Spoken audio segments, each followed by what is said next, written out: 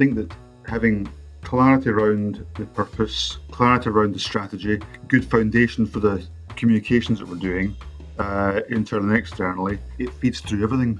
It's really quite interesting. I think when you feel that you're kind of sailing in the right direction, you're less likely to kind of capsize when the wind changes direction. Hi, I'm Belden Mankus. Welcome to the Purposeful Strategist,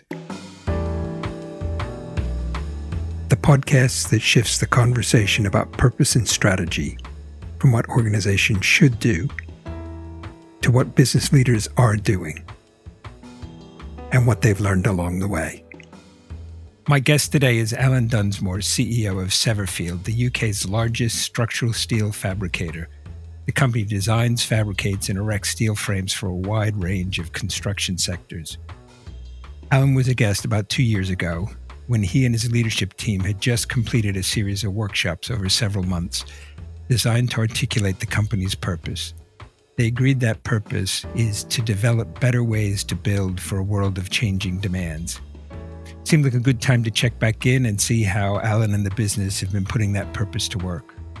Alan, welcome back to the Purposeful Strategist podcast. Thank you, Belden. Good to speak to you again. As you know, on this podcast, we explore the interaction between purpose and strategy, and I'm particularly interested in how businesses put purpose to work in their organizations and how they use it to help shape business strategy. We could start by checking that purpose to develop better ways to build for a world of changing demands. Does that still sound right? Does that hold up? Does it fit the business? It does very much so, and it's become increasingly part of just our kind of day-to-day communication and discourse and language without it being too obvious or in your face, as it were. Because I think when we spoke the last time, we said that we weren't doing a hard, all singing, all dancing launch of it and having it up in big straplines and so on, that we were just going to feed it in over time, and that's very much what we've done. And it's been weaving throughout the kind of fabric of the business in many ways over the last couple of years, and there's still so much more to do. But I think it still feels absolutely right. In fact, it feels more and more right as time goes by, and it's giving us a good basis and platform to develop many different things, both from a communication-wise and also in terms of our strategic thinking. I remember when we talked about it, I thought that approach of not having some kind of big bang comms thing was going to work well, and it's good to hear it has. If I remember right, part of why you wanted to clarify that purpose was to get some consistency in the sort of external and internal messaging. Has that come about? And, if so, can you give us an example of the way that's maybe gotten better? It absolutely has, but I think beforehand there were lots of good ideas in both internal and external messaging, but it all just felt a little bit random and disconnected, or depending on how me or someone in the comms team was feeling on any particular day or week about some sort of issue. But with this purpose, this underpinning, I think it does drive more consistency, more clarity of thought and the types of communication we want to be doing, the messaging we want to get out. And we're seeing that alignment in an appropriate way between what we're saying internally and what we are saying externally. It's still early days, and it's 2 years, but for us that's not a long time in these types of things. But it is all evolving quite nicely, and it removes a lot of the questioning about why we're communicating what we're communicating, because the foundations are there, as it were. Mm-hmm. You sort of mentioned that it's begun to move beyond just a communications and messaging thing, that it's beginning to be used in broader ways. Can you give us an example of how that's showing up in the organization?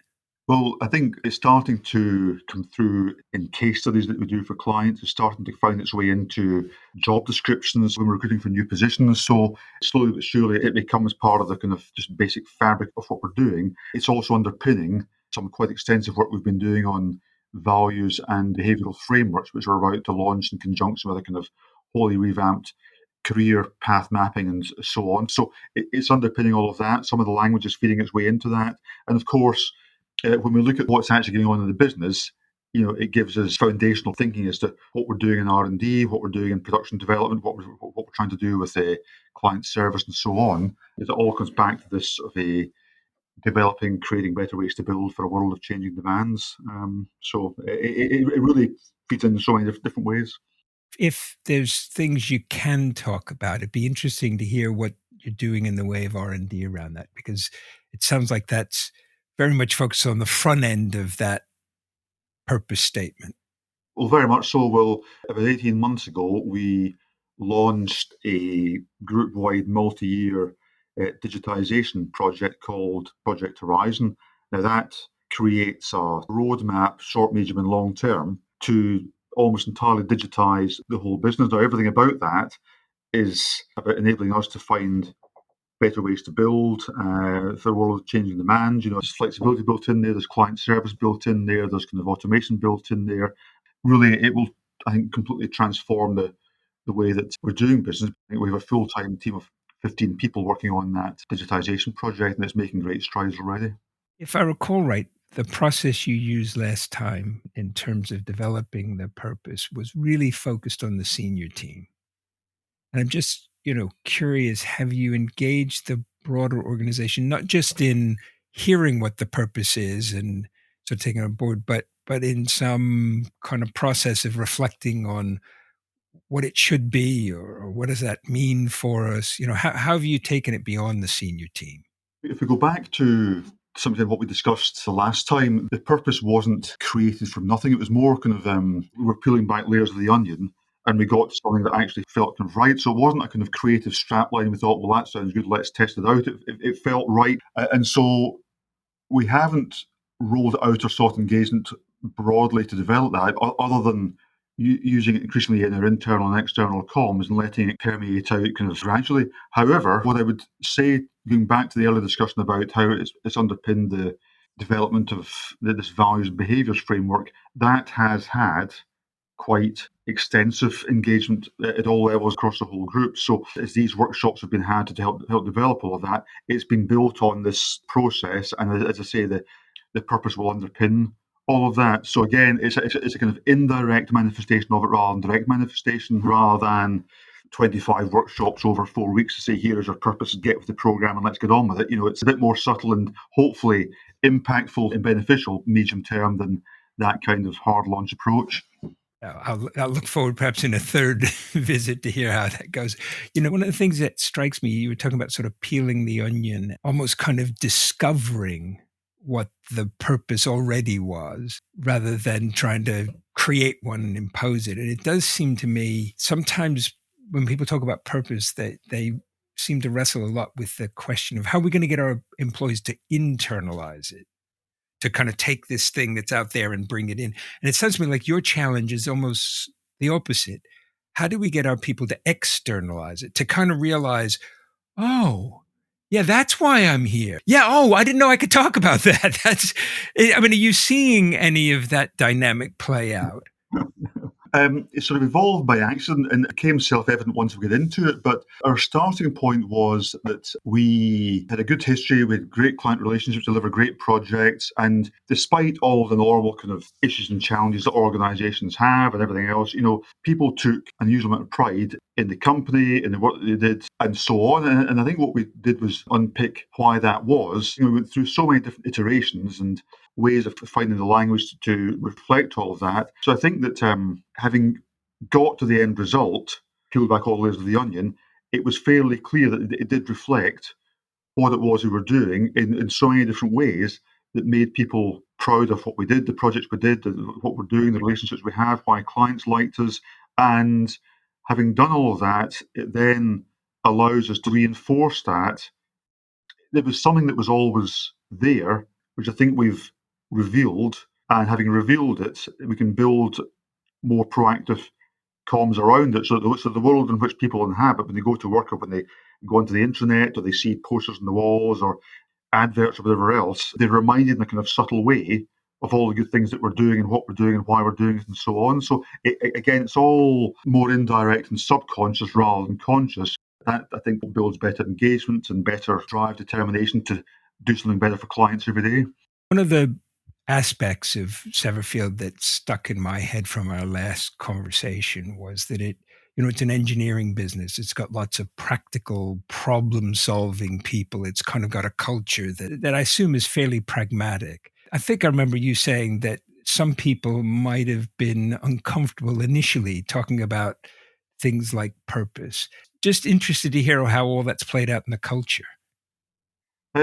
It's playing out well. And again, it reinforces this idea of not going for the hard all singing, all dancing launch, which if you do it another way, things happen and people realise, oh, this is quite good. Oh gosh, I didn't realise that. It goes hand in hand with so many other different things that we're doing, from behavioural safety, which if delivered in the right way starts to talk about psychology, the importance of good communications, being able to communicate difficult things with colleagues. If you approach things in the right way, you can get beyond this kind of natural reaction of the analytical engineering, and it just appears and I think, gosh, this is actually really quite good.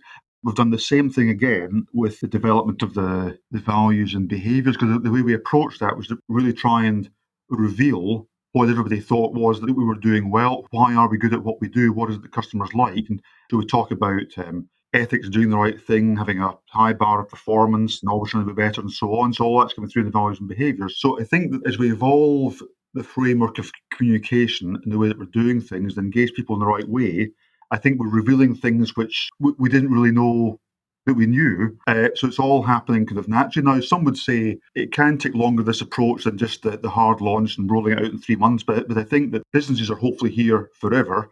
And, I think we want things to sort of to build in, and we want to be building a stronger business for the next 5, 10, 15, 20 years, and not just an initiative that we can roll out and tick the box and say we've done that in the next 3 months. So business is evolving around us in a really quite constructive way, but it's all underpinned by this understanding of what our purpose actually is. Alan, just one thing you said there again really resonates with me is this idea that we're going to be around here for a long time, and we need to think about where we're trying to get to with what we're doing, rather than sort of, oh, we need this program done, tick this off, and not thinking about where's it actually taking us. Is it actually going to work if we do some big thing? We had some big event and we think, oh, that's great, that was fun, we're done. But does it actually get you where you want to go? I think you've thought about it and kind of acted on it in a way that's in some ways consistent with your purpose, if that makes sense. Well, indeed. And perhaps going a bit off piste, it takes me back to the time I spent working in Japan in the late 90s for a year or two. And I was really quite interested in the difference in the business culture between Japan and, at the time, at the UK, US.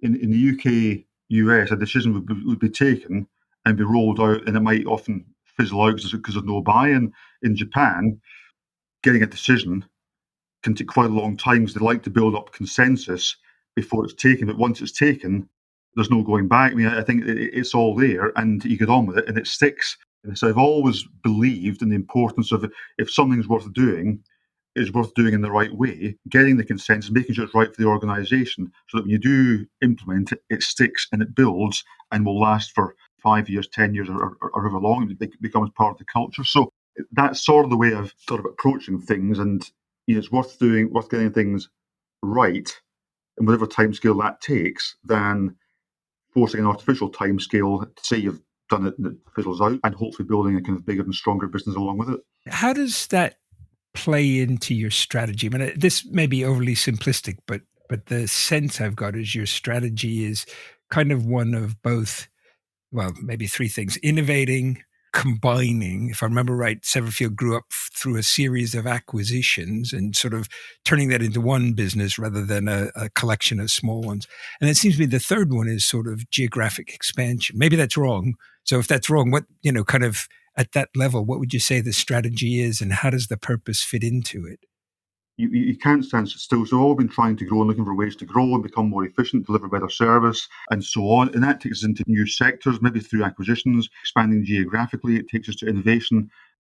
Over the last few years, as we have gone through these thought processes, working out what our purpose actually is, we've gone from a position where probably 6, 7, 8 years ago, we were struggling to find new and different ways to grow, to a point where we've almost got too many ways to try and grow and build, because the business has been reorganized, and the more we do all of that, the more opportunities we are creating. So even though I've been down the road for about 7 years, it sometimes feels we're only just beginning, because so much of what we've done has got to this stage, and the best is yet to come. And I think that feeling is shared by a kind of large number of the senior team.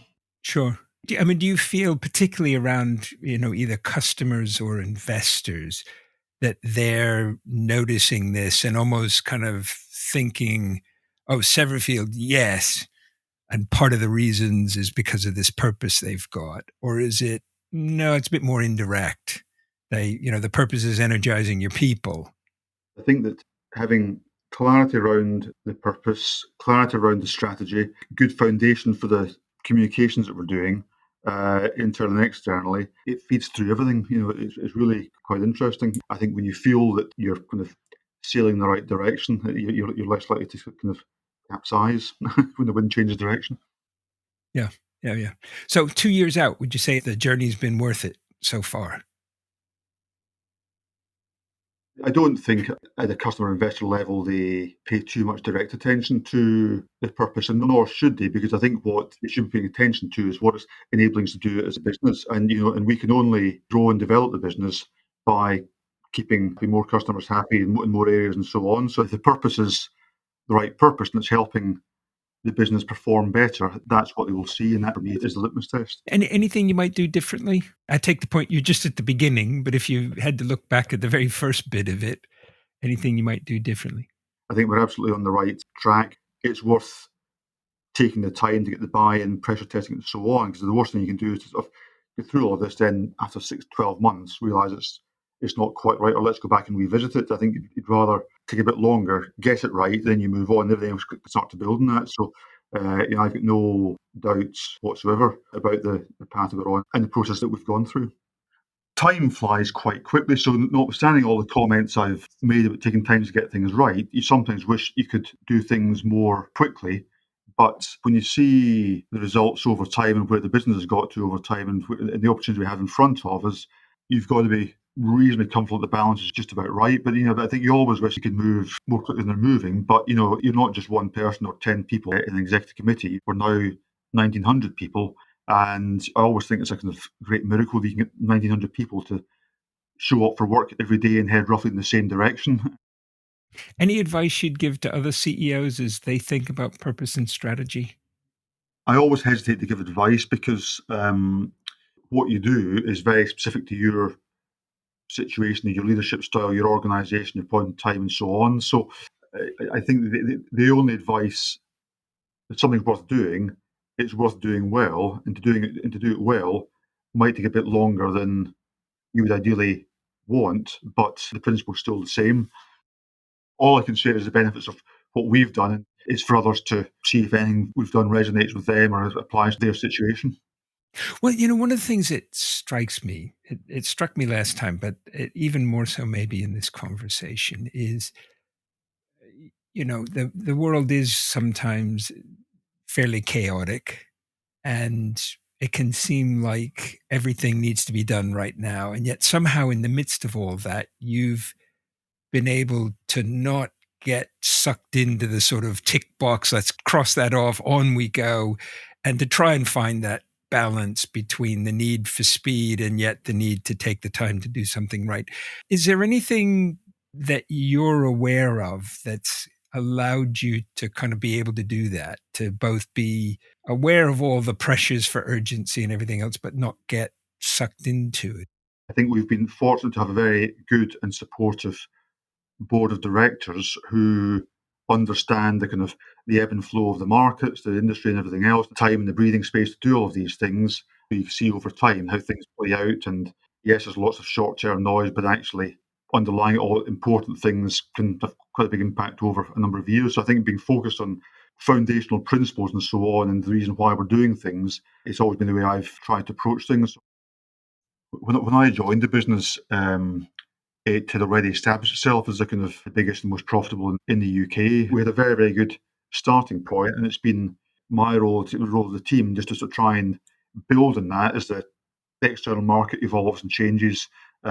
People in the business change, and I think we are stewards for a period of time. I had an old boss that used to say, "You've got to try and whatever you do, kick the ball forward." So we're trying to kick the ball forwards, but recognizing it's not a 2 or 3 year deal. It's a long term deal, and you want to leave the business in a stronger position when you leave it than when you found it. And as I say, for me, I think it's been extraordinarily helpful and important having a board of directors who have had the wisdom and experience to sort of understand all of that and give us the breathing space to do all these things that we've been doing. Given where we've got to and how the purpose is weaving its way into everything. I'm very happy with the journey that we started on somewhat kind of hesitantly, probably 3 or 4 years ago in reality. We spoke 2 years ago. The actual thought process probably started just pre-COVID. So I'm pleased with where we've got to and the importance of the process we've been through, the things that have this purpose and how much it's underpinning. I couldn't have begun to imagine how useful and beneficial it would be. My goodness, Alan, that's a really great note to end on. Thank you again for coming back and sharing the next bit of your journey. And I hope maybe in another couple of years, we can see where it's gone after that. Thanks so much. Thank you very much, Bill. Good to speak to you again.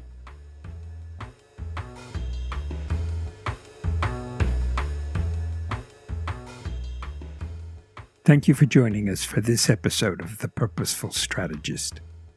In addition to being available on our website, you can find us on Apple Podcasts, Spotify, and Google Podcasts. If you enjoyed this episode, please do follow us and leave us a 5-star review. It helps others find the podcast. Thanks again, and join us soon for the next episode of The Purposeful Strategist.